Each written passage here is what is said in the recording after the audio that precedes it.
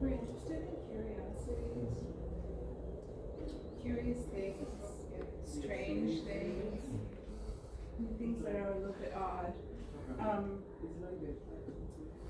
Strange, kind of off the beaten path kind of histories. Kind of interested in people who are curious and ask, strange, unanswerable questions, and how that shows up in culture, in religion, in art, in ritual, in just the way that society, and like things, for example, I was just telling them about the stereographic photographs, which people don't really know what that is anymore. It was a moment in history.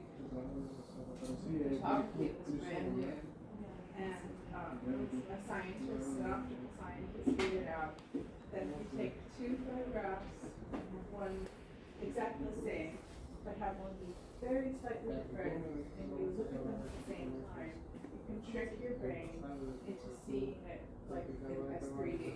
So it was the origination of 3D.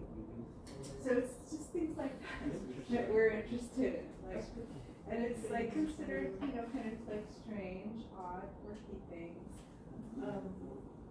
We're really interested in moments in like leaps in technology when people were thinking expansively. It was, for example, like when the wire tap was first invented, and it was, no one had experienced that before, like messages coming from the air, and people interpreted that in really broad ways.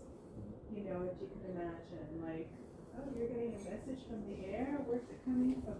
Spirits, So it was like, it's like that kind of like crossing of ideas with, you might have upside down. the strange and the quirky, comes out of that. So that's what we like. When people get It's weird. very weird. That's all interesting stuff. In weird moments, it's bad.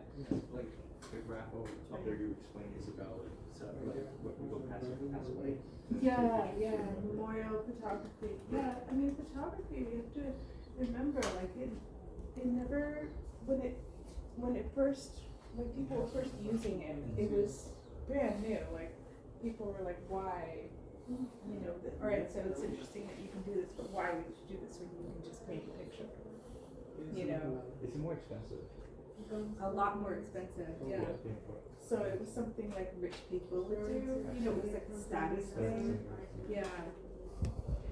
And then also, like, became very popular because infant mortality and child mortality rates were much higher. So people would have their children, who died, take pictures of them before, to remember them. Yeah. Well, that makes so much sense. I saw a bunch of movies that the kids wanted to take a picture right after that. Yeah.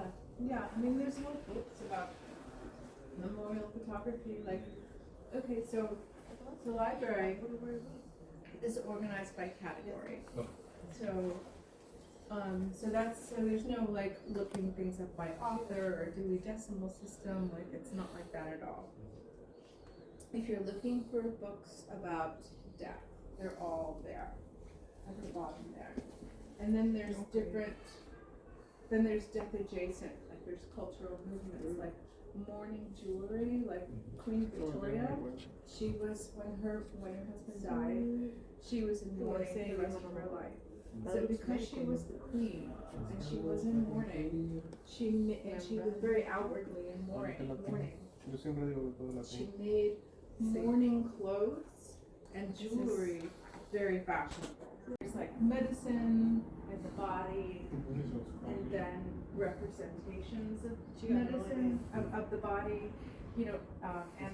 Anatomical photographs, photographs and drawings, but also renditions in wax, because that was also a trend. Before photography, people used wax figures and colleges to show representation of the body. So, you find all that there, death of the body. And then over there is art and circuses and sideshows and spectacles and collecting. So yeah, do your thing.